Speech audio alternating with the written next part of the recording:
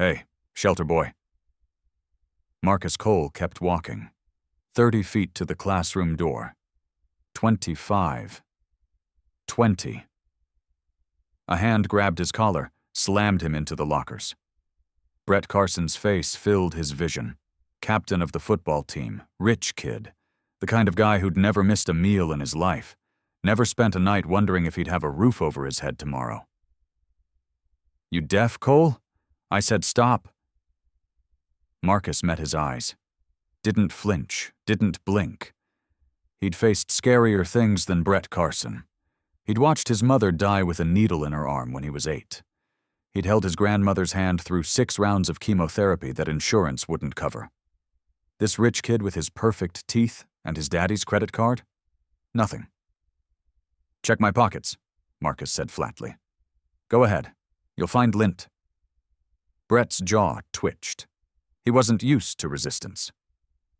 You think you're tough? I think you're boring me. The punch came fast. Marcus saw it, could have dodged it, but didn't. Better to take the hit. Better to fall. Better to let Brett feel like a big man so this ended quicker. His head cracked against the locker. Stars exploded. Blood filled his mouth. Mr. Carson. A teacher's voice, sharp, but not sharp enough. Brett released him instantly, stepping back, smoothing his letter jacket. Just helping Cole find his class, Mr. Peters. The teacher frowned, but said nothing. Teachers never said anything. Not when Brett's father donated the new gym equipment. Not when the Carson family endowed scholarships. Not when money talked louder than justice. Get to class, both of you. What Brett did next, what he did every single day for 3 years, would set in motion a chain of events that would expose everything. A 5-year-old vendetta, a motorcycle gang war, and Marcus Cole's transformation from invisible to unforgettable. Comment where you're listening from. Subscribe to channel.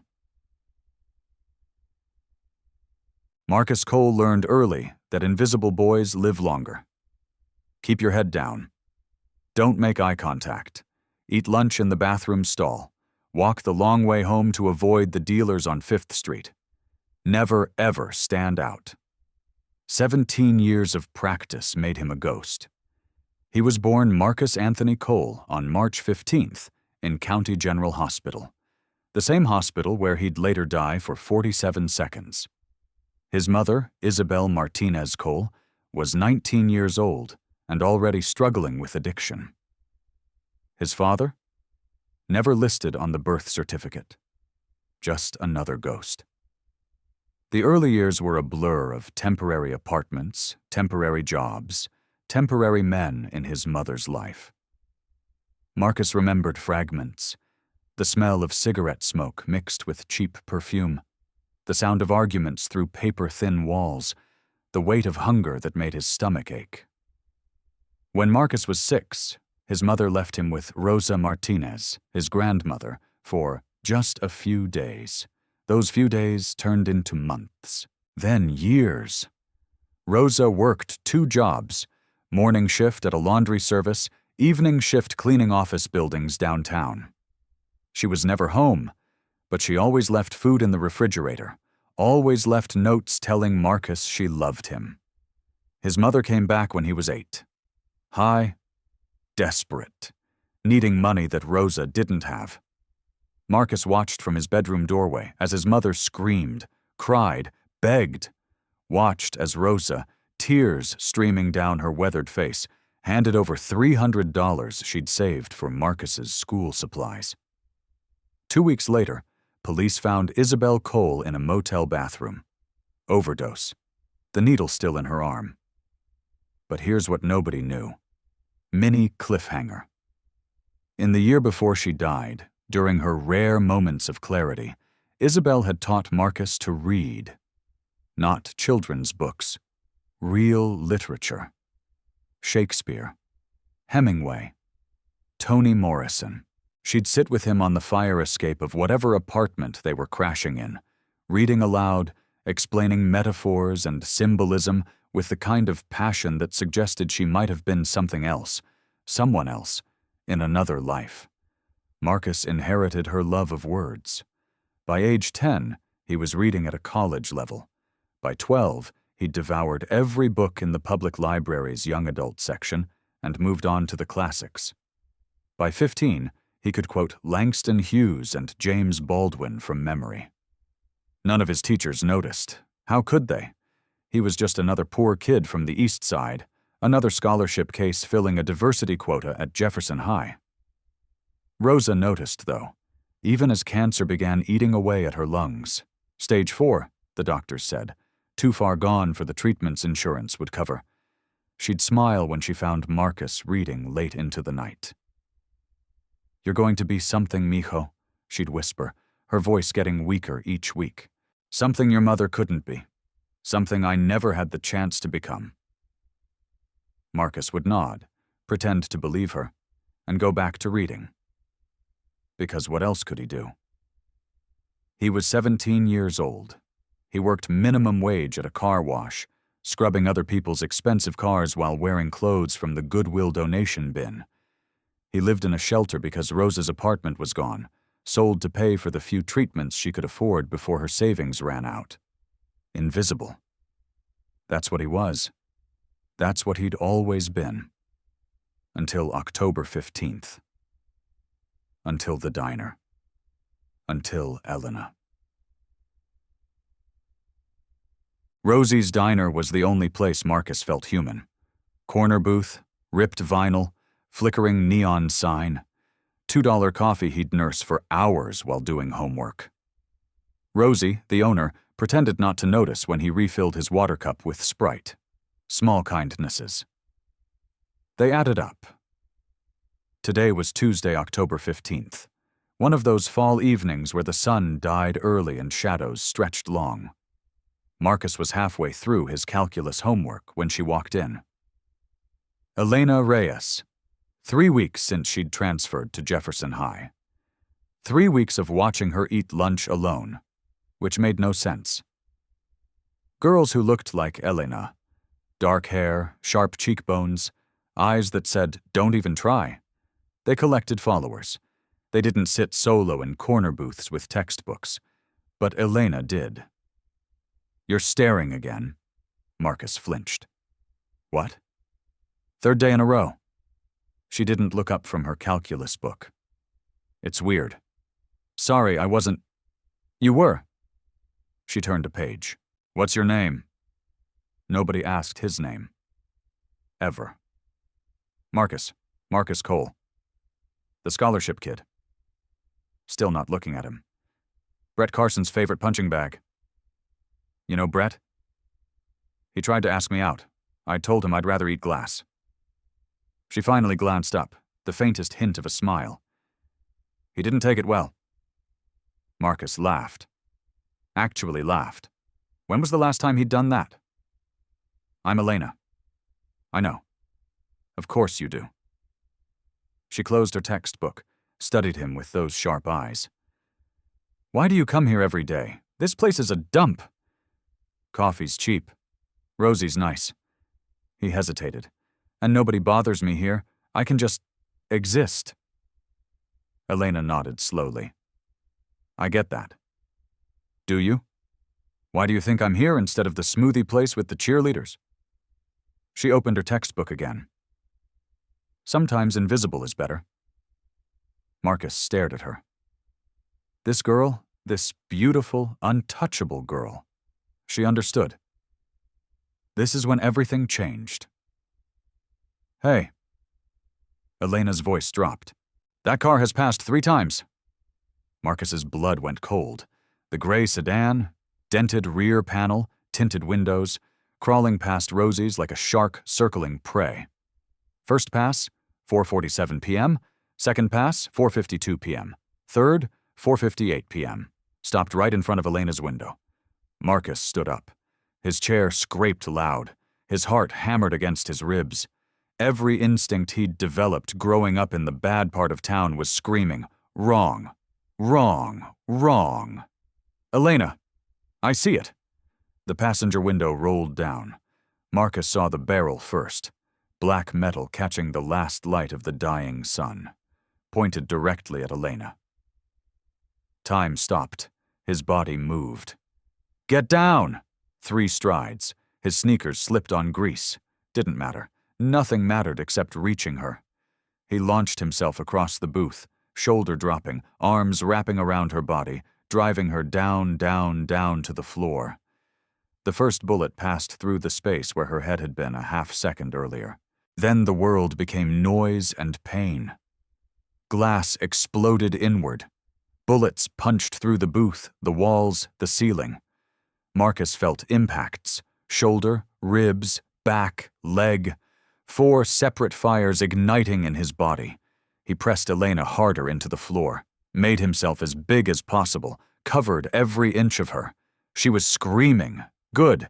Screaming meant breathing. Breathing meant alive. The gunfire stopped. Tires screeched. The sedan roared away. Silence. Then chaos. "Marcus!" Elena's hands were on his face, wet with something warm. His blood. "Marcus, look at me." He tried to focus. Hard to see. Everything going gray at the edges.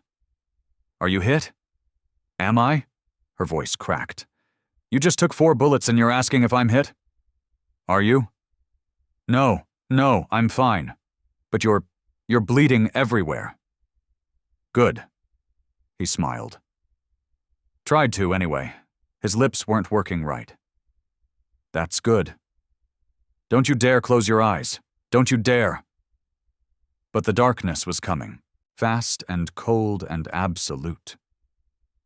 The last thing Marcus saw was Elena's face hovering above him, tears cutting tracks through the blood on her cheeks.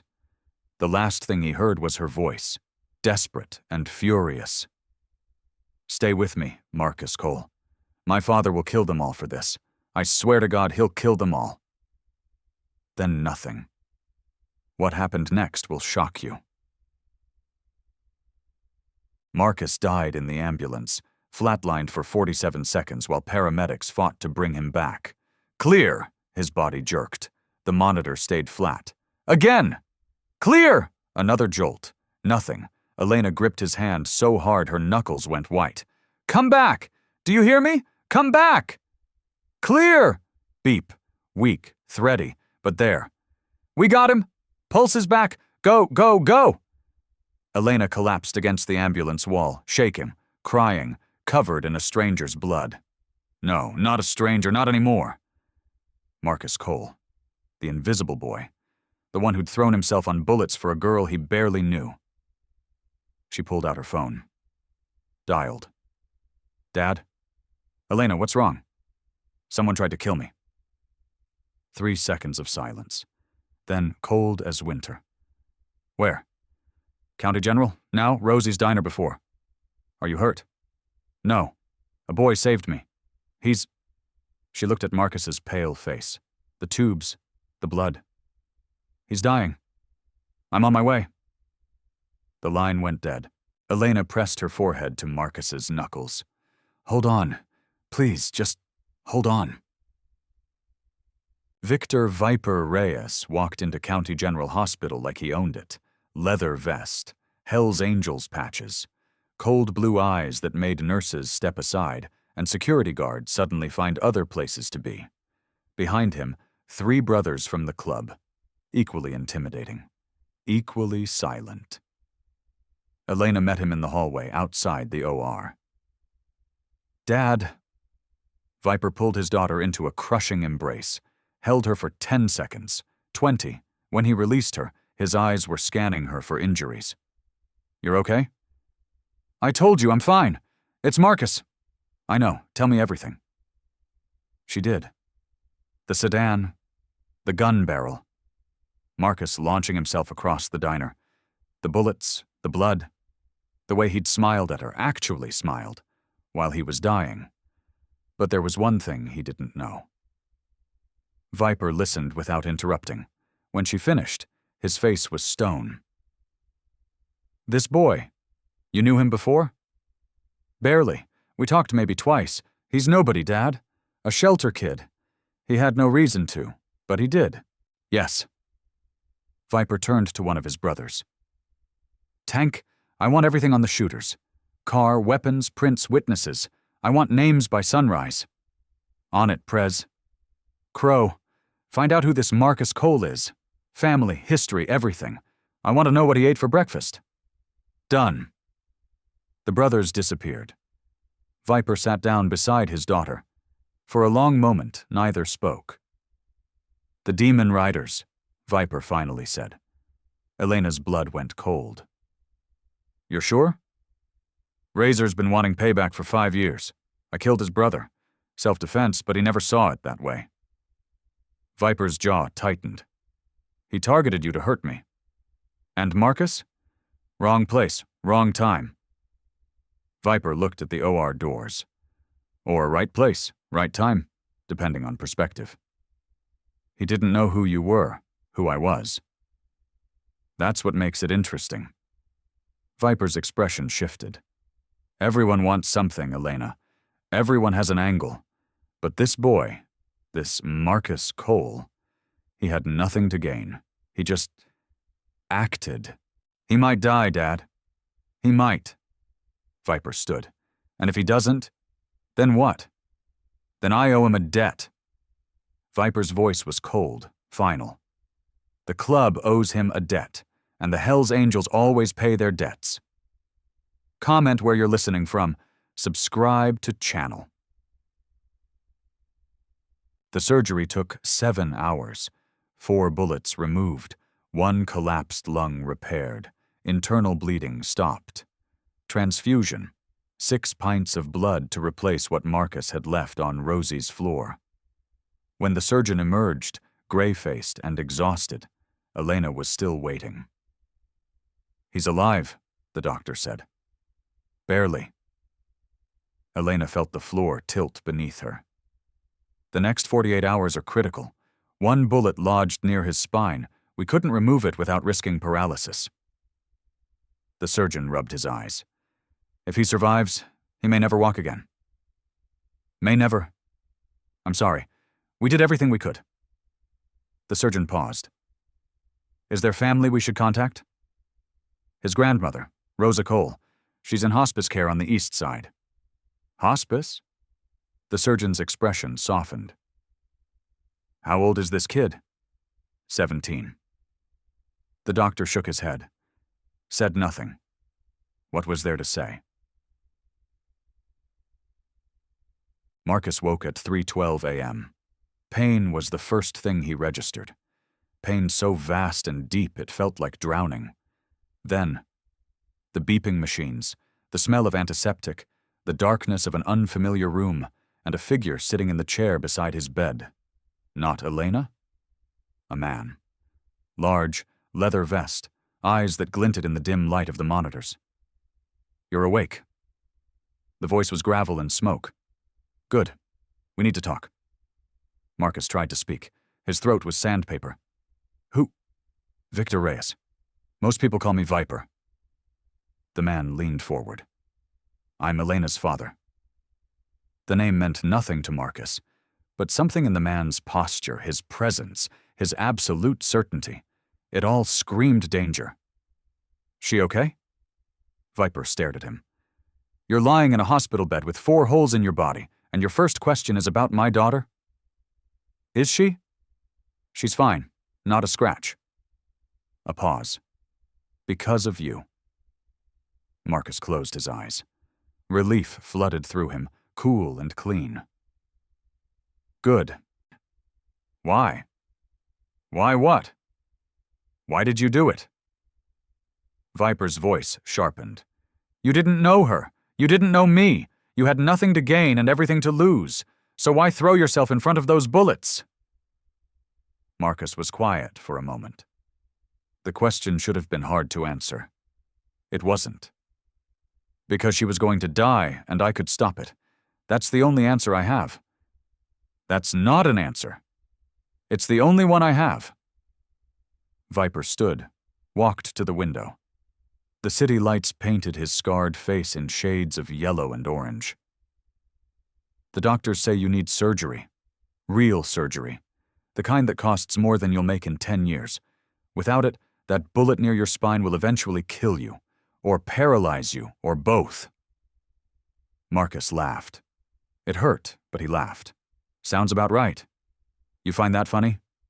I find it fitting. Invisible Kid saves a life, loses his own. There's poetry in that. Viper turned. Your grandmother? Rosa Martinez Cole? Stage 4 lung cancer. Currently dying in a hospice because you can't afford the treatment that might save her. Marcus's heart stuttered. How do you... I know everything about you, Marcus Cole. Viper's eyes were cold. The shelter. The car wash job. The mother who overdosed. The father who never existed. He paused. I know you haven't eaten in 3 days. I know you're failing gym because you're too weak from hunger to run the mile. I know you've been invisible your whole life because being seen meant being hurt. What do you want? I want to understand. Viper sat back down, leaned close. In my world, nobody does something for nothing. Everyone has a price, everyone has an agenda. But you're different. I'm not different, I'm just tired. Marcus's voice cracked. Tired of watching people suffer when I could help. Tired of being invisible. Tired of living a life that doesn't matter. So you decided to die for a stranger? I decided to matter, just once, for 1 second. Marcus met his gaze. And I did. I mattered. For the first time in 17 years, I mattered. Silence stretched between them. Then Viper nodded. Something shifted in his expression. Respect, maybe, or recognition. The Hells Angels pay their debts, he said slowly. You saved my daughter's life. That means I owe you. The club owes you. I'm not asking what you want. I'm telling you what's going to happen. Viper stood. Your surgery, the real one, the one that will save your life, happens tomorrow. Best neurosurgeon in the state. My expense. I can't. Your grandmother's treatment, the experimental kind, the kind that actually works, starts next week, also my expense. You can't. I can do whatever I want. Viper moved toward the door. When you're back on your feet, we'll talk about the future, about what you want, about what I can offer. He paused, hand on the doorknob. You threw yourself on bullets for my daughter. That makes you family now, whether you like it or not. And if I don't want to be family? Viper smiled. It wasn't comforting. Then we'll have a very different conversation. The door closed behind him. Marcus stared at the ceiling. His mind was spinning. 24 hours ago, he'd been invisible, forgotten, dying slowly from poverty and neglect. Now he was lying in a hospital bed, 4 bullets removed from his body, with the vice president of the Hells Angels claiming he was family. What the hell had he gotten himself into? 60 miles away, in a bar that smelled like stale beer and broken dreams, a phone rang. The man who answered had dead eyes and a skull tattoo covering his throat. Razor, president of the Demon Riders. Talk. We missed the girl. Some kid jumped in front of her. Took all the bullets. Razor's grip tightened on the phone. What kid? Nobody. Marcus something. Shelter rat from her school. Is he dead? Don't know. Last I heard they were carving bullets out of him at County General. Razor was quiet for a long moment. In the corner of the bar, a jukebox played something sad and slow. Country music, heartbreak and revenge. Find out if he lives, Razor said, and if he does, then what? Then we finish the job. Razor's voice dropped to a whisper. The witness dies. The girl dies. And when Viper buries them both, he'll finally understand what it feels like to lose everything. He hung up, stared at the portrait of his brother hanging behind the bar. 5 years dead. 5 years of planning. 5 years of waiting for the perfect moment to strike. And some random kid had ruined it. Not for long. Razor smiled. It was the smile of a man who had nothing left to lose. "Soon, brother," he whispered to the portrait. "Very soon." This is when everything changed.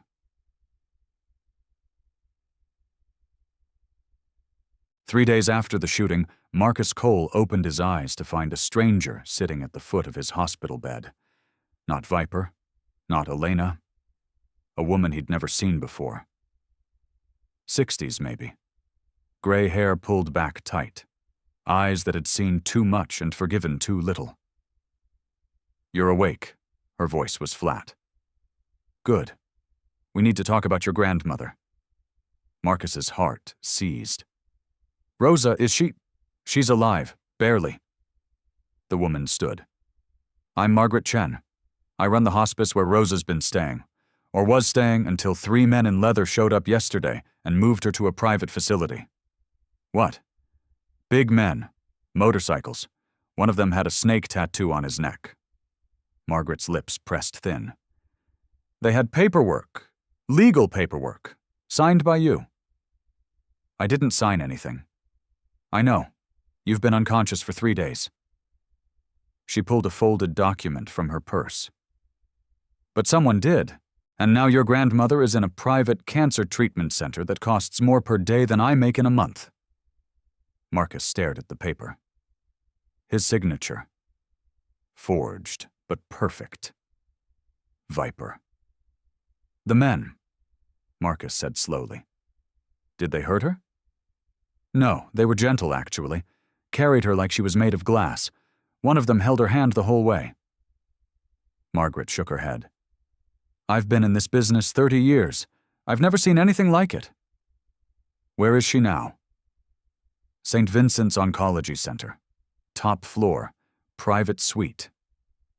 Margaret tucked the paper back in her purse. "I don't know who you are, Marcus Cole. I don't know what you did to deserve this kind of attention. But whoever these people are, they're serious." She left without another word. Marcus lay back against his pillow. His body screamed with every breath. 4 bullet wounds, a chunk of metal still lodged near his spine. And now his grandmother, his dying grandmother, was in the hands of the Hell's Angels. He should have been terrified. Instead, he felt something he hadn't felt in years. Hope.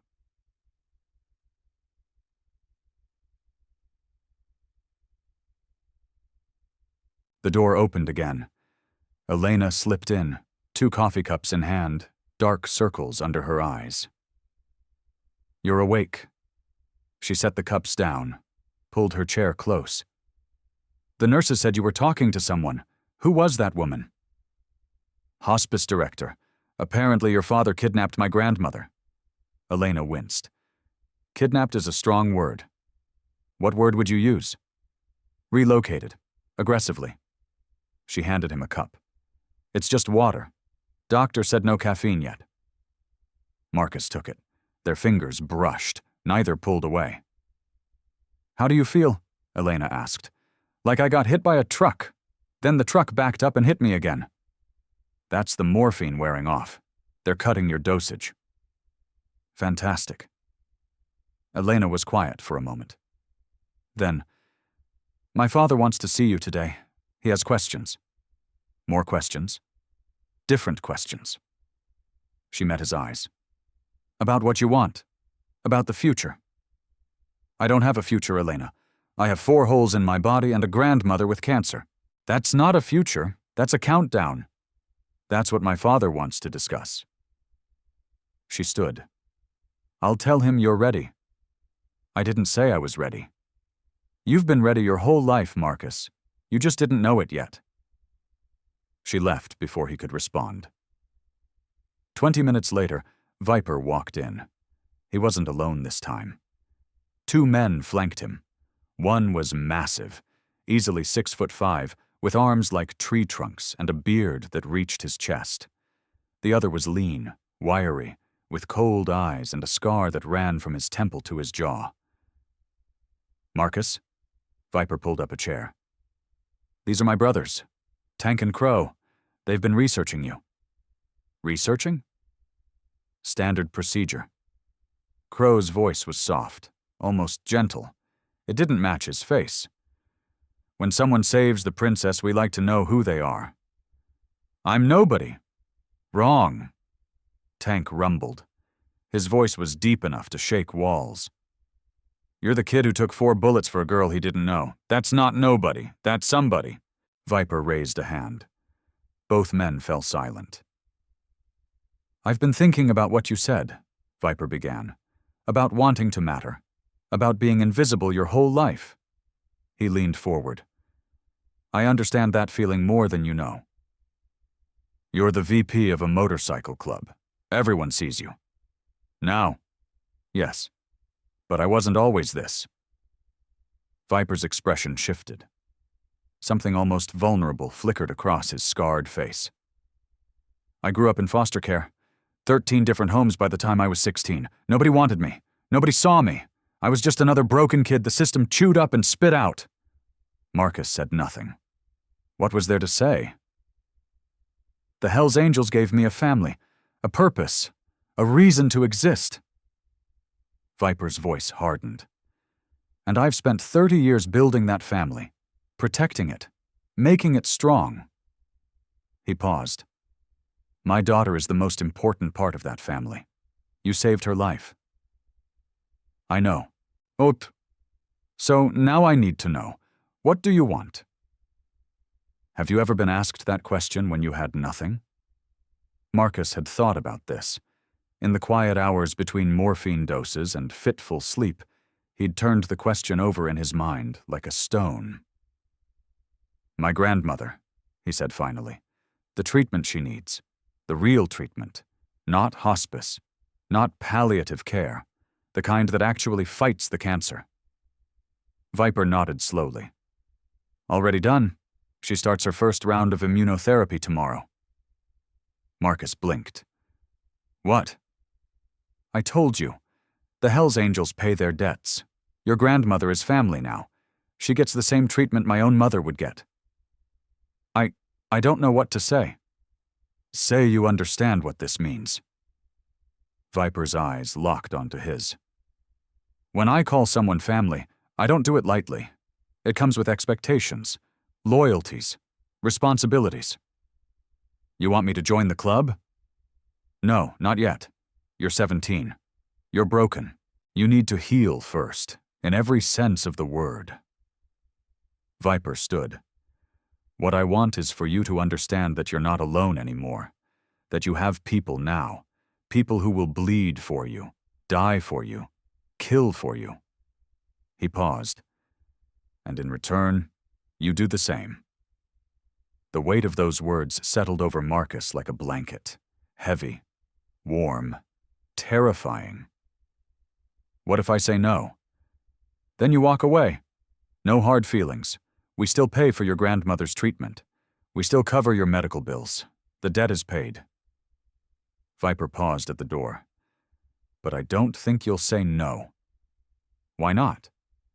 "Because I've read your file, Marcus Cole. I know every foster home that rejected you, every teacher who gave up on you, every night you spent hungry, alone, wondering if anyone would ever give a damn whether you lived or died." Viper's voice softened. "I know that feeling, and I know that when someone finally offers you a hand, you take it, because the alternative is drowning." He left. Tank and Crow followed. Marcus stared at the ceiling. A hand. That's what Viper was offering. A hand reaching down into the darkness, offering to pull him up. But hands could also drag you under. The question was, which kind was this? What happened next will shock you. Elena came back an hour later with news that made Marcus's blood run cold. "They found the shooters!" Marcus pushed himself up, ignoring the lightning bolt of pain that shot through his spine. "Where?" "A motel outside the city. Tank and some of the brothers tracked them through the stolen car. They ditched it, but not well enough. Elena sat on the edge of his bed.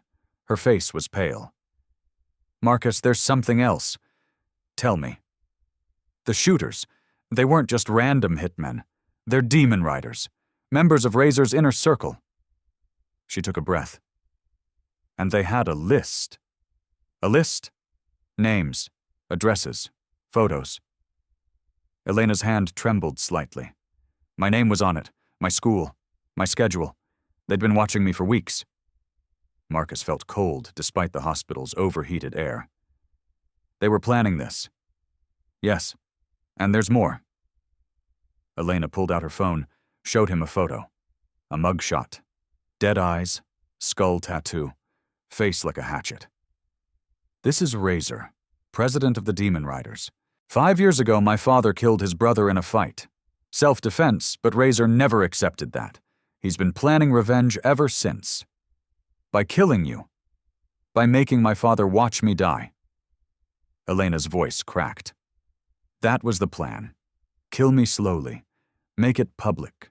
Break my father's heart before breaking his club. Marcus reached for her hand. She let him take it.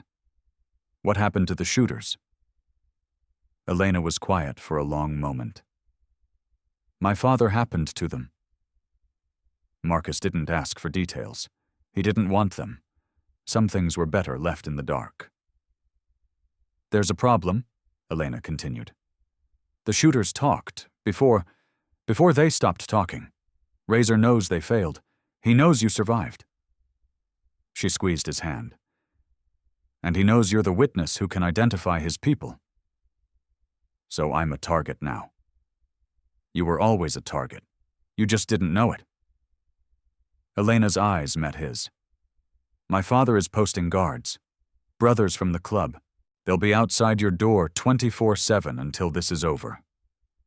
Until what's over? Until Razor is dead. Or we are. Comment where you're listening from. Share this story. Marcus let that sink in. A week ago, his biggest worry was finding enough change for coffee.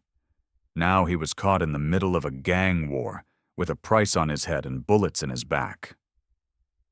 I should be scared, he said. You're not? I don't know what I am. He looked at her. I spent my whole life trying not to be seen. Now I'm the most visible person in a war I don't understand. It's a lot. I'm sorry. Elena's eyes glistened. This is my fault. If I hadn't come to that diner, then you'd be dead, and I'd still be invisible. Marcus shook his head. I'd rather be a target than a ghost. Elena leaned forward and kissed his forehead. Soft, brief, electric. Get some rest, she whispered. Tomorrow's going to be hard. Why? Because tomorrow you meet my grandmother, and she's scarier than my father. She left him with that. And Marcus found himself smiling despite everything. Smiling because Elena Reyes had kissed him. Smiling because for the first time in his life, someone was fighting for him. It felt strange. It felt good. It felt like something worth living for. The next morning, Marcus had his first visitor who wasn't connected to the Hells Angels. Rosa Martinez Cole, his grandmother. She came through the door in a wheelchair, pushed by a nurse in scrubs that probably cost more than Marcus's entire wardrobe. Rosa looked different, still frail, still fighting, but there was color in her cheeks that hadn't been there in months, and her eyes, those fierce, stubborn eyes, were bright with tears. Mijo, her voice cracked. My stupid, brave, beautiful boy. Abuela. Marcus felt his own eyes burning. You're supposed to be in bed. I was in bed for 6 months, waiting to die. Rosa waved dismissively. Now I'm getting treatment that actually works, in a hospital that doesn't smell like death. I can spare an hour for my only grandson. The nurse parked the wheelchair beside Marcus's bed, and quietly retreated. Rosa reached out, took Marcus's hand in both of hers. Her skin was paper thin, but her grip was iron. "They told me what you did."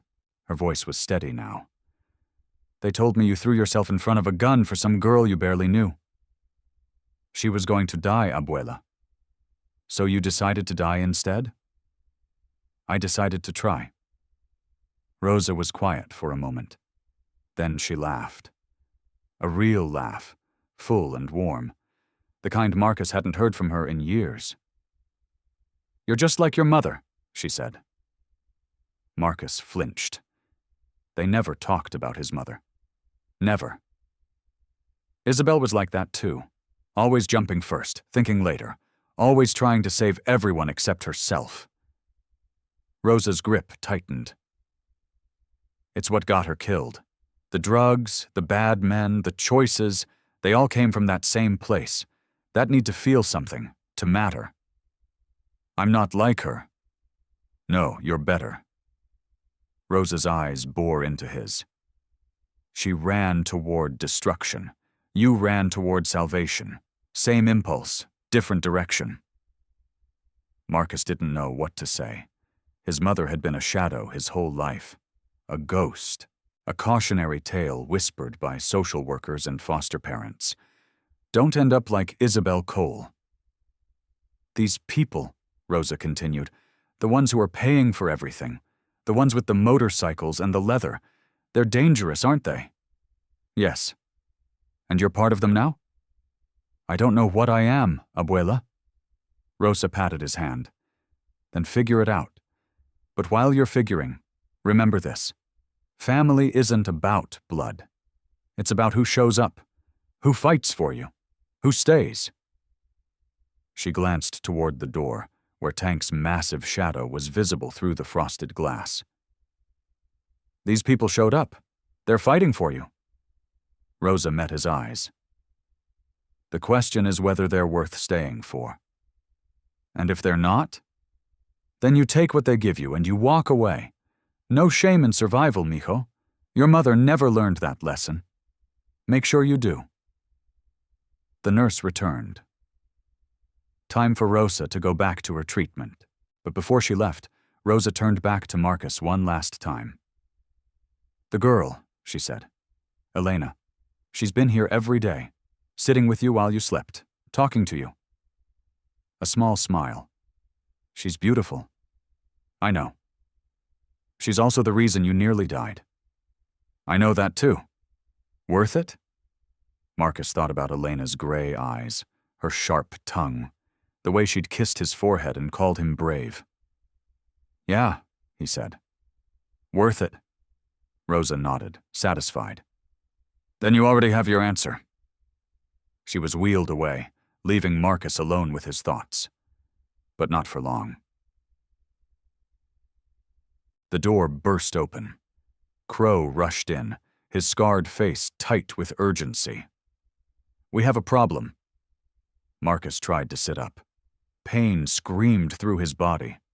"What kind of problem?" "Razor kind." Crow was already checking the window, the hallway, the corners of the room. "Our intel says he's planning something. Something big, something soon."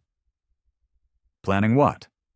"We don't know yet, but we intercepted a message, one phrase repeated 3 times. Crow moved to the door. "Kill the witness." Marcus's blood turned to ice. "That's me. That's you." Crow looked back at him. His cold eyes held something almost like sympathy. "I'm doubling the guard. You don't go anywhere without an escort. You don't talk to anyone you don't know. You don't even piss without one of us standing outside." "For how long?" Crow was quiet for a moment. "Until Razor's dead. Or until you are." He was gone before Marcus could respond. The room felt smaller now, the walls closer, the beeping of machines suddenly sinister. Marcus Cole had wanted to matter. Now he mattered so much that someone wanted him dead. Be careful what you wish for.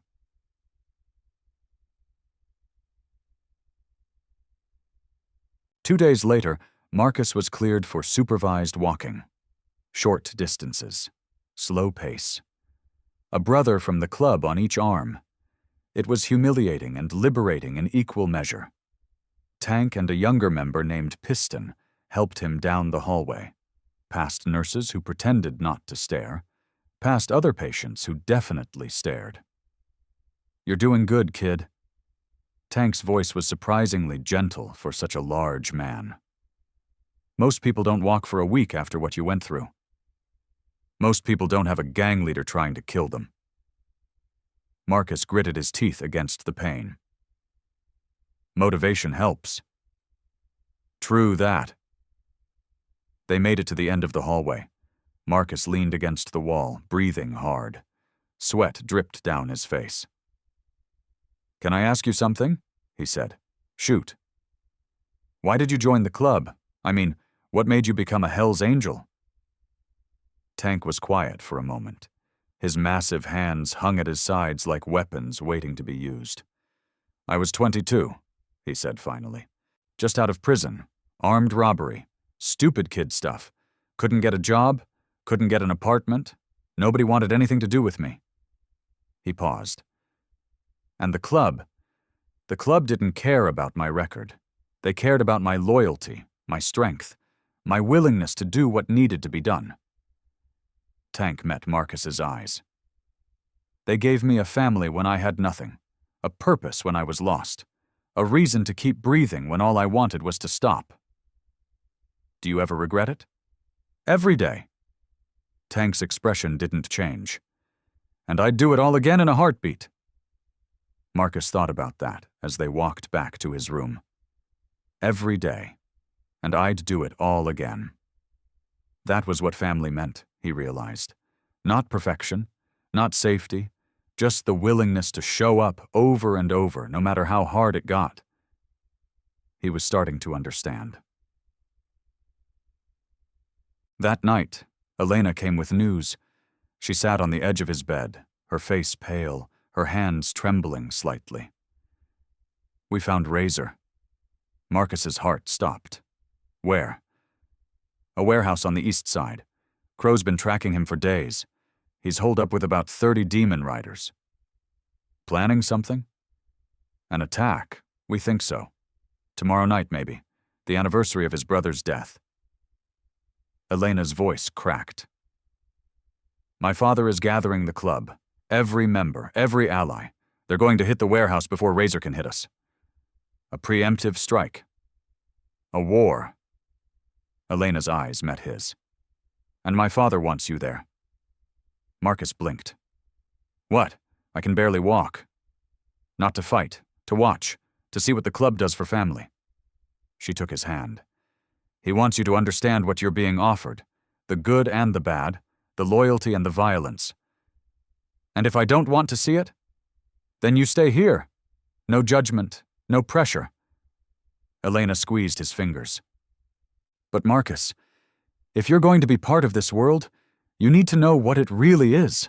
Not just the brotherhood and the protection, the blood too." Marcus was quiet for a long moment. He thought about his grandmother, getting treatment that would have been impossible a week ago. He thought about Elena, who'd stayed by his side every day. He thought about Viper, who'd offered him a hand when everyone else had let him drown. And he thought about Razor, a man who wanted him dead for the crime of being brave. "I'll go," he said. Elena nodded. No surprise, no relief, just acceptance. "Tomorrow then, get some rest. You're going to need it." She kissed his cheek and left. Marcus lay in the darkness, listening to the beep of machines and the distant sound of motorcycles. Tomorrow he would see what the Hell's Angels really were. Tomorrow he would make his choice. Tomorrow everything would change. But tonight, he closed his eyes and dreamed of Elena. And for the first time in 17 years, Marcus Cole felt like he belonged somewhere, even if that somewhere was built on blood and iron. Even if it might destroy him, at least he wouldn't be invisible anymore. Drop your experience in the comments. Have you ever had to choose between safety and belonging? The van smelled like gun oil and leather. Marcus sat wedged between Tank and Crow, his body screaming with every pothole, every turn, every bump in the road. The doctors had said he wasn't ready to leave the hospital. The doctors didn't know Razor was planning to attack tomorrow. "You okay, kid?" Tank's voice was low, barely audible over the engine. "No." "Good. Means you're paying attention." Ahead of them, a convoy of motorcycles carved through the darkness. 15 Hell's Angels in formation, their headlights cutting the night like a blade. Behind them, 2 more vans, 50 men total, armed and ready. This was war. Viper rode at the front, his silver hair visible even in the dim light. Elena had stayed behind at the clubhouse, despite her protests. Too dangerous, her father had said, too important to risk. Marcus understood. If this went wrong, Elena was the future, the legacy, the thing worth protecting. And him? He was the witness, the liability, the boy who knew too much. The convoy slowed, stopped. Crow's hand found Marcus's shoulder. "Stay in the van. No matter what happens, you stay here. Understood?" "Understood." "I mean it, kid. This isn't a movie. People are going to die tonight. Real people." Crow's scarred face was inches from his. "Your job is to watch, learn, decide if this is really what you want." He paused. "And if it's not, then you walk away in the morning. No judgment." Crow opened the van door. Tank followed. The van door slammed shut, leaving Marcus alone in the darkness. Through the tinted windows, he watched the Hell's Angels move. Silent, professional, deadly. They spread out around the warehouse like wolves circling prey. For a long moment, nothing happened. Then the night exploded. Gunfire. Screaming. The crash of doors being kicked in. Muzzle flashes lit up the darkness like lightning, illuminating shapes moving too fast to follow. Marcus pressed his face against the window, heart hammering. This was real. This was happening. Men were dying 50 feet away, and all he could do was watch. This is when everything changed. The firefight lasted 11 minutes. 11 minutes that felt like 11 hours. When it was over, the silence was almost worse than the noise. Marcus sat frozen in the van, his breath fogging the glass, his hands shaking so badly he couldn't make them stop. The van door opened. Viper stood there, blood splattered across his face, his eyes wild with adrenaline and something darker. "It's done." His voice was rough. "Razor's people are finished." Marcus felt his stomach drop. "So this is over?" "No." Viper's jaw tightened. "Razor himself, he got away. There's a tunnel. We didn't know about it. He slipped out the back while we hit the front." "So this isn't over?" "No." Viper climbed into the van, sat across from Marcus. His leather vest was torn, blood seeping through a wound on his arm. "This was supposed to end it. Kill the head, the body dies. But now he's going to come back, angrier, more desperate." "Yes." Viper studied Marcus with those cold blue eyes. "You understand war, kid. Better than most people twice your age." "I understand survival. It's almost the same thing." Viper was quiet for a moment. Then, unexpectedly, he laughed. A harsh sound, but genuine. "You remind me of myself. 30 years ago. Before all this." He gestured at the carnage outside. "Before I became what I am." "What were you before?" "Afraid, alone. Angry at a world that didn't give a damn whether I lived or died." Viper leaned forward. "You know what changed?" "The club?" "No, a choice." Viper's voice dropped. "Someone offered me a hand. Told me I could be part of something bigger than myself. And I took it. That choice, that single moment of saying yes, it defined everything that came after. Marcus understood. This was the same speech, the same offer, wrapped in blood and gunpowder instead of hospital walls. "What happened tonight?" Marcus said carefully. "How many people died?" Viper's expression flickered. 12. 3 of ours. 3. Tank caught one in the shoulder. He'll live. Crow took a graze to the head. He's fine." Viper paused. Piston wasn't so lucky. Marcus's blood went cold. Piston, the young brother who'd helped him walk the hospital hallway, who'd joked about teaching him to ride a motorcycle. Is he dead? Shot in the throat. Bled out before we could get him help. The words hung in the air. Heavy. Final. Marcus thought about Piston's laugh, his easy smile, the way he'd talked about his daughter, a 3-year-old named Maya who thought her daddy was a superhero. "He had a kid," Marcus whispered. "I know." "He died for this? For me? For revenge against a man who's still breathing?" "He died for family." Viper's voice hardened. He knew the risks. We all do. Every time we put on these vests, we accept that we might not take them off. That doesn't make it okay. No, it doesn't. Viper stood, moved to the door. But it makes it mean something. Piston died protecting his brothers. His daughter will grow up knowing her father was a hero, not a coward. He paused. That's worth something in this world. Viper climbed out of the van. We're heading back to the clubhouse. Elena's waiting. You can decide in the morning whether this life is for you. His eyes met Marcus's. But know this. Whatever you choose, Piston's death bought you time. Razor's wounded now. Weak. He won't move against us for days, maybe weeks. He paused. Use that time wisely. He walked away. Marcus sat alone in the van, surrounded by the smell of blood and gunpowder, and wondered if any choice was worth this price.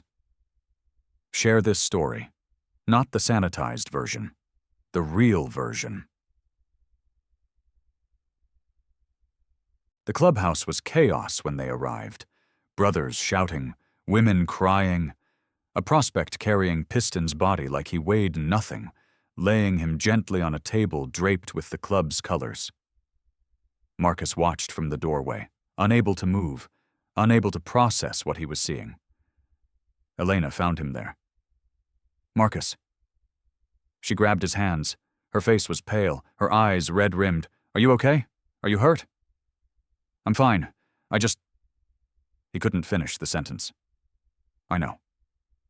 She pulled him close, and he let her. Let himself be held by this girl who'd turned his life upside down. I know. Piston's dead. I heard. He had a daughter. A little girl. Maya. She's 3. Elena's voice cracked. I've known Piston since I was 12. He taught me how to change a tire, how to throw a punch, how to... She stopped. Took a breath. This is what my father didn't want you to see. This is the bad. Marcus pulled back slightly, looked at her. Why are you still here? Why haven't you run from this life? Because it's my family. Good and bad. Blood and death. It's mine. Elena's expression hardened. You don't run from family. Even when it kills people you love? Especially then. She took his face in her hands. Marcus, I need you to understand something. This world, my father's world, it's not good. It's violent and dangerous, and sometimes it destroys the people in it. She paused. But it's also loyal, protective, real. I don't know if I can be part of that. Then don't be. Walk away. Go back to your life. Her voice softened. But know that if you walk away, you're walking away from me too. Because this is who I am, who I'll always be.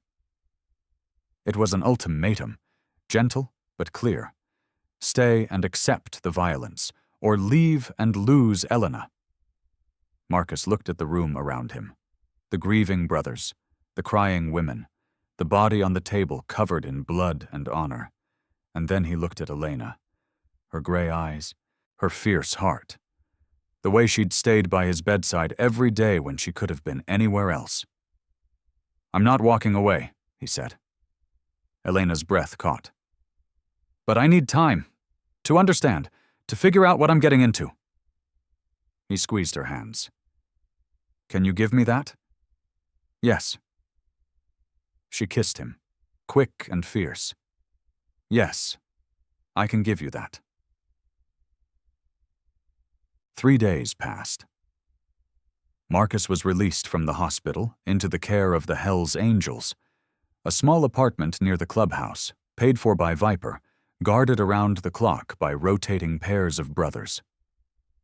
Rosa was moved to a recovery facility across town, her treatment progressing better than anyone expected.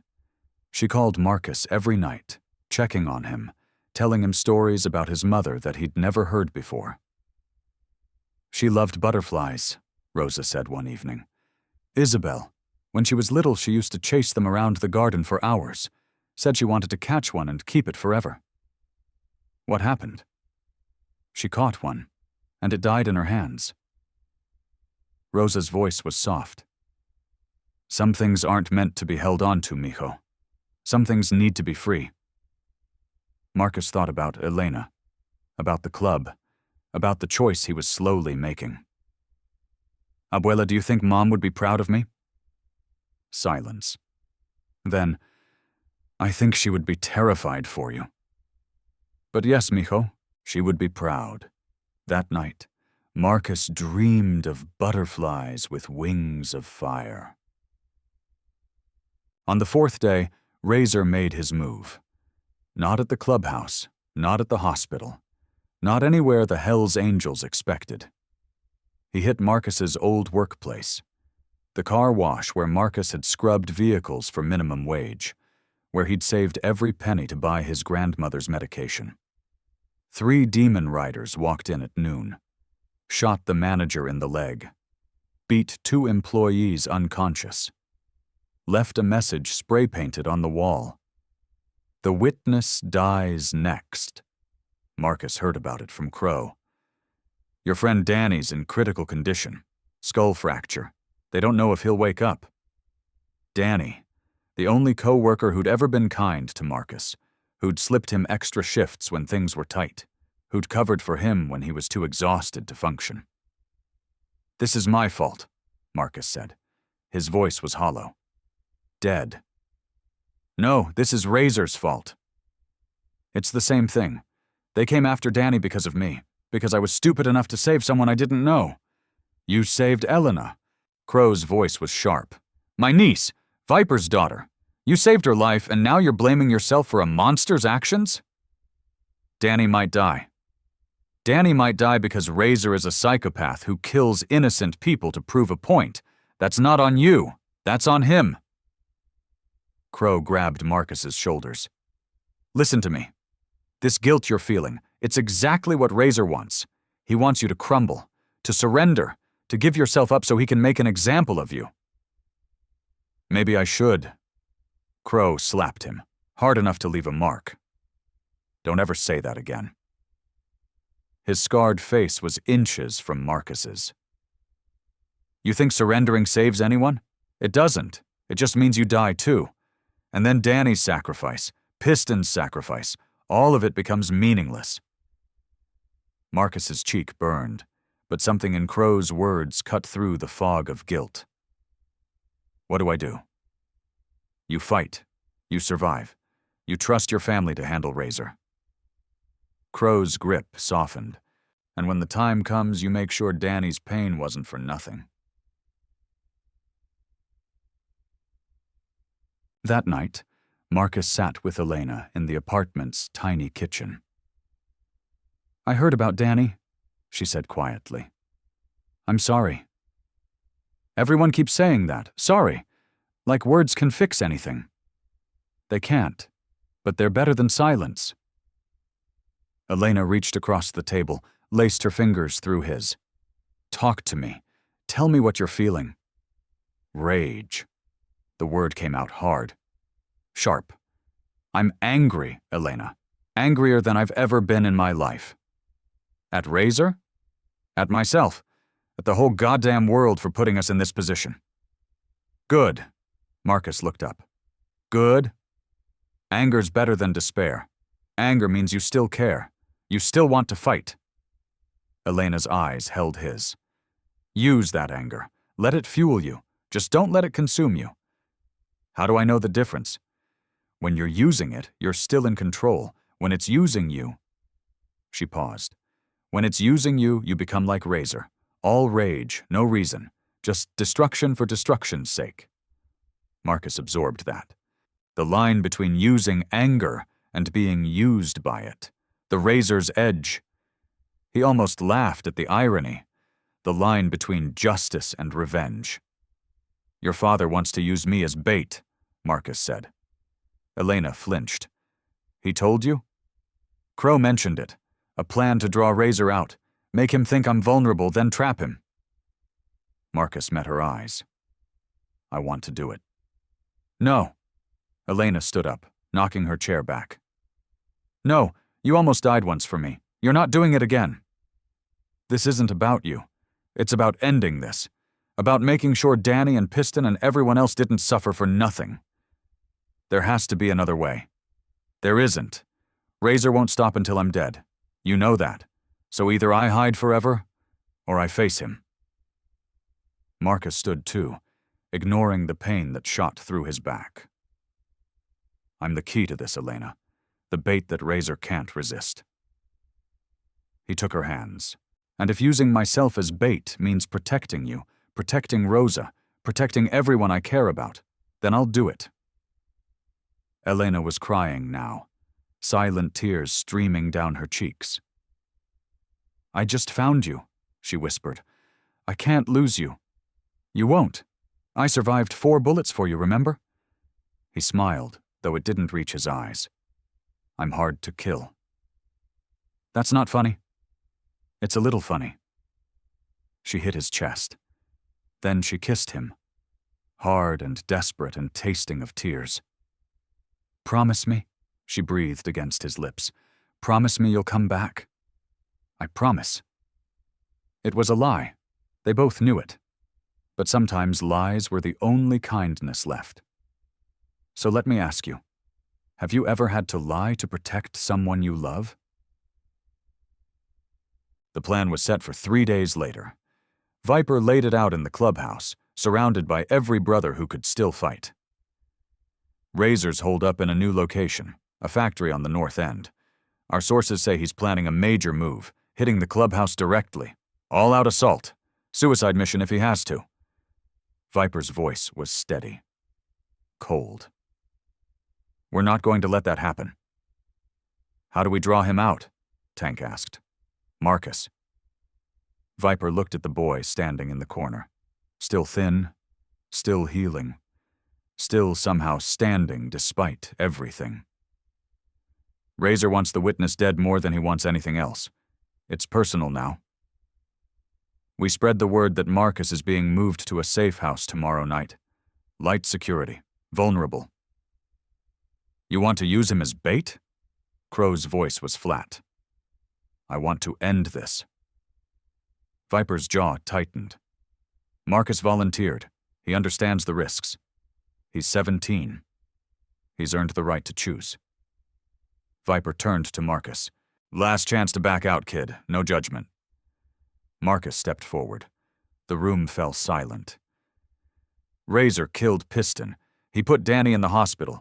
He tried to murder Elena in front of me. His voice didn't waver. I'm not backing out. I'm ending this. Viper nodded slowly. Something like pride flickered in his eyes. Then we move tomorrow. Everyone knows their position. Everyone knows the signal. He looked around the room. Brothers, this is it. Win or lose, it ends tomorrow night. The room erupted in shouts, fists raised, the roar of men ready for war. Marcus stood in the middle of it all, surrounded by bikers who'd become his family, facing a death that might be waiting for him tomorrow. And somehow, impossibly, he wasn't afraid. he was ready. Chatur. The night before the operation, Elena came to his apartment. She didn't knock, just walked in, closed the door behind her, and stood there looking at him with eyes that held everything she couldn't say. "I wanted to say goodbye," she whispered, "just in case." "It's not goodbye." "It might be." She crossed the room, took his face in her hands. "And if it is, I need you to know something. Elena, I love you." The words fell between them like stones into still water. "I don't know when it happened. Maybe when you threw yourself over me. Maybe when you woke up and asked if I was okay instead of asking about yourself. Maybe it was always going to happen, and we were just waiting to meet." She took a shaky breath. "But I love you, Marcus Cole. And if tomorrow is the end, I needed you to know."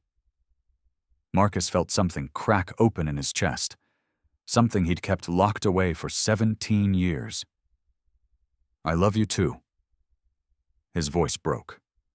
"I've never said that to anyone, never felt it. But you, Elena, you're the reason I want to survive this, not just for revenge, not just for Rosa, for you." She kissed him.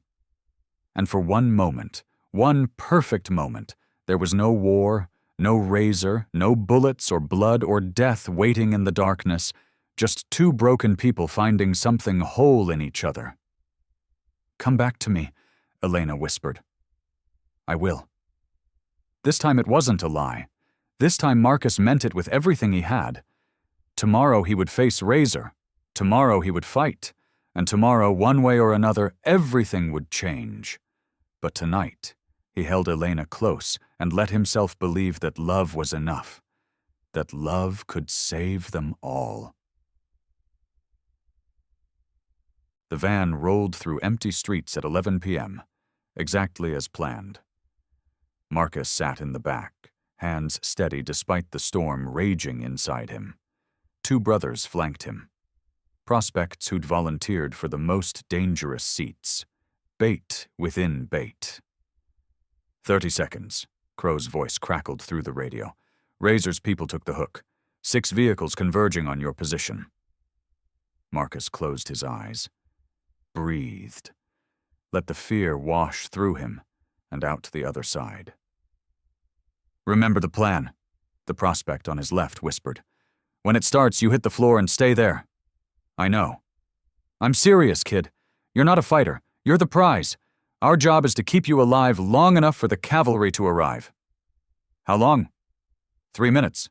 Maybe 4. The prospect checked his weapon. "Longest 4 minutes of your life." The van slowed.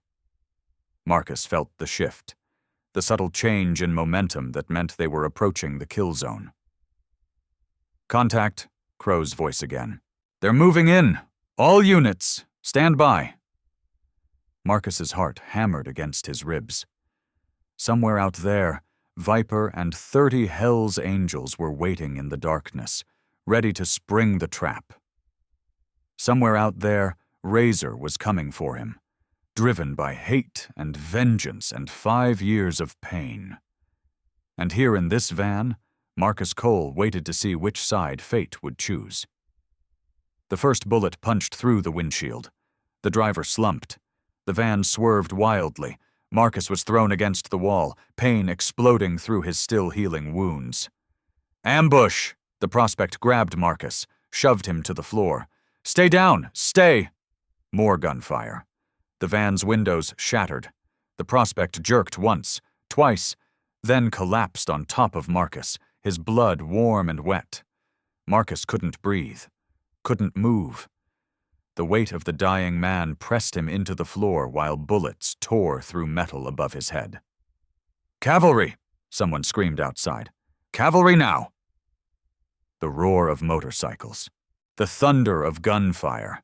The van door tore open and hands grabbed Marcus, dragging him out into chaos. Tank's face appeared above him. "You hit?" "No, the prospect?" "Dead, both of them." Tank's expression was stone.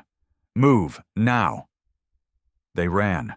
Marcus's legs screamed in protest. his back burning with every step. Around them, the night was alive with violence.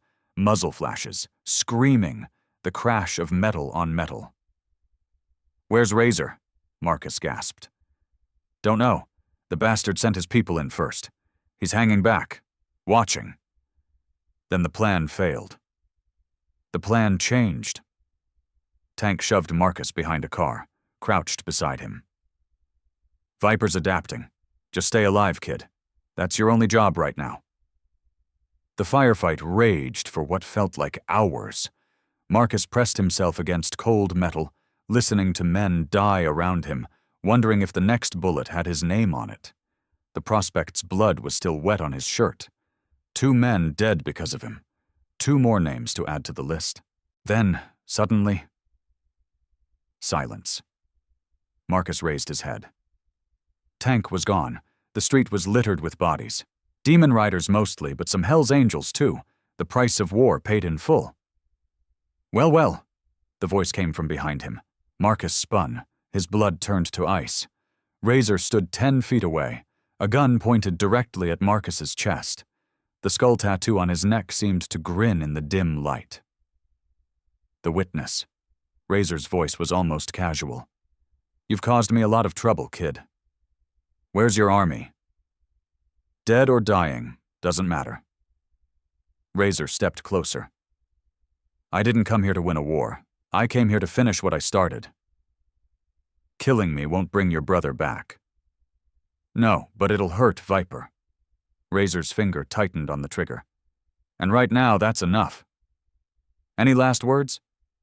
Marcus thought about Elena, about Rosa, about the life he'd almost had. "Yeah." He met Razor's eyes. "You missed." Razor frowned. "What?" "At the diner. 4 bullets and I'm still standing." Marcus smiled. It wasn't brave, it was defiant. "You're not as good as you think you are." Razor's face twisted with rage. His finger squeezed. The shot never came. A blur of motion, a flash of silver. Viper appeared from nowhere, his knife buried to the hilt in Razor's gun arm. The weapon clattered to the ground. Razor screamed. Viper didn't stop. He grabbed Razor by the throat, slammed him against the car. His eyes were cold fire, his voice barely human. "You tried to kill my daughter. You killed my brothers. You terrorized a 17-year-old boy who did nothing but save a life." Viper's grip tightened. "Give me one reason not to end you right here." Razor laughed. Blood bubbled from his lips. "Because you're not a murderer, Viper. You're a businessman. A leader." His eyes flickered to Marcus. "And the kid is watching. You really want him to see what you are?" Viper's jaw tightened. Marcus stepped forward. "Do it." Both men looked at him. "He'll never stop," Marcus said. His voice was steady, certain. "You let him live, he comes back. Maybe not today, maybe not tomorrow, but eventually, and next time he might succeed." He met Viper's eyes. "End it." Razor's laugh died in his throat. "You'd really let him kill me? What happened to the hero who threw himself on bullets for a stranger?" "I saved someone worth saving." Marcus's voice was cold. "You're not." Viper stared at Marcus for a long moment. Something shifted in his expression. Recognition, maybe, or respect. Then he turned back to Razor. "My daughter wanted me to spare you. She said killing you would make us no better than you." Viper leaned close. "But my daughter isn't here, and I've never claimed to be a good man." The knife moved. Razor didn't scream this time. He didn't make any sound at all. Marcus watched as the body slumped to the ground. He waited for horror, for revulsion, for the guilt that should come with witnessing a murder. None of it came. All he felt was relief. It was over. Finally. Completely. Over. "You okay, kid?" Viper wiped his blade on Razor's jacket. "I don't know." "Honest answer." Viper tucked the knife away. "Let's go home." They walked back through the carnage together, stepping over bodies, passing brothers who nodded in respect. The war was won. The enemy was dead. And Marcus Cole, the invisible boy who'd started all this with a single act of courage, was still standing, bruised, bleeding, but standing. That had to count for something. The clubhouse was quiet when they arrived. Not the chaotic quiet of grief. Something different. Expectant. Waiting.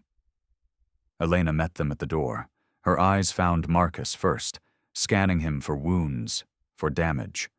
When she saw he was whole, she let out a breath she'd been holding for hours. "It's done," she asked her father. "It's done. Razor's dead. The demon riders are finished." Elena's gaze flickered to Viper's blood-stained hands. She didn't ask. Didn't need to.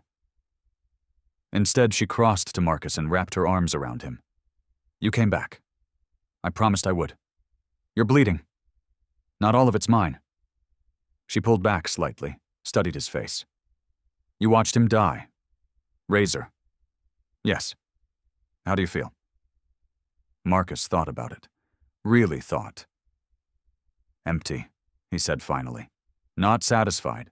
Not horrified. Just empty. "That's normal," Viper's voice from behind them. "The first time you see death up close, it takes something from you. The trick is not letting it take too much." Elena took Marcus's hand. "Come on. There's something you need to see." She led him through the clubhouse, past brothers who clapped his shoulder, past women who nodded with newfound respect, through a door in the back, down a hallway he'd never walked, into a room filled with people. Rosa sat in a wheelchair near the window, her eyes bright, her cheeks flushed with color. Beside her stood Tank, Crow, and a dozen other brothers Marcus had come to know over the past weeks. And at the center of it all, draped over a chair, was a leather vest. Not full Hell's Angels patches, something different. A single patch on the back, friend of the club below it, stitched in silver thread. Marcus Cole. "What is this?" Marcus's voice came out hoarse. "This is recognition." Viper stepped forward. "You're not a member, you're too young, and frankly, you haven't earned your patch yet." He paused. "But you've proven yourself in ways that matter. You saved my daughter. You stood with us against Razor. You watched two prospects die protecting you and didn't crumble. I didn't do anything. They died because of me. They died for family." Viper picked up the vest. "That's what this means, Marcus. You're family now. Not just because Elena loves you, not just because you took bullets for her, but because you've shown us who you are when it matters." Marcus looked at the vest, at Rosa's proud smile, at Elena's tearful eyes. "I don't know if I deserve this. Nobody deserves anything." Tank's rumble filled the room. "We earn it, every day, every choice. You started earning it the moment you threw yourself over that girl without knowing who she was." "Put it on." Rosa's voice was soft but commanding. "Let me see my grandson wearing his colors."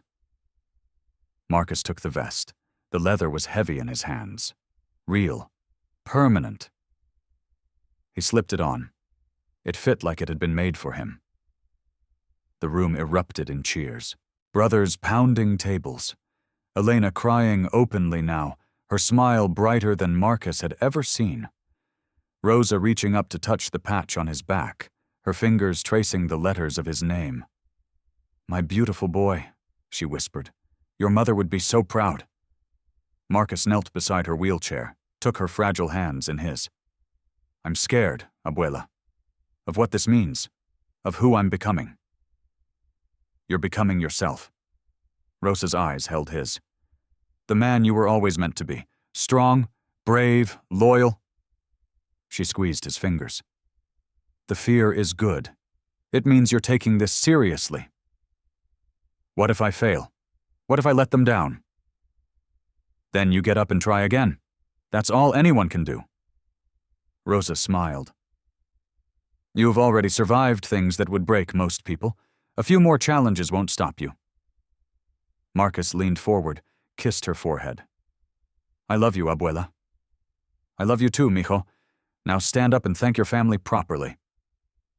He did, shook hands with every brother in the room, accepted their congratulations, their warnings, their advice, let himself be pulled into this strange, violent, fiercely loyal world that had chosen him.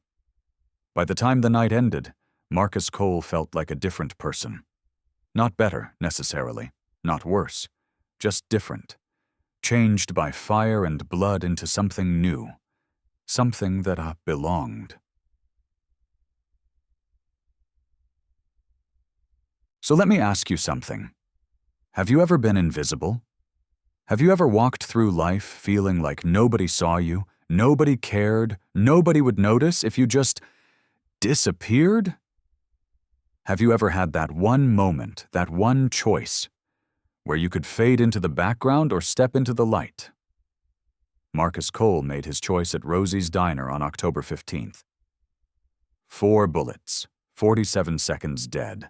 A gang war that left 13 people dead and countless others wounded. Was it worth it? Ask Elena, who's alive because a stranger decided her life mattered more than his own. Ask Rosa, who's beating cancer because the Hell's Angels pay their debts. Ask the 3-year-old girl named Maya, who lost her father but knows he died protecting his family.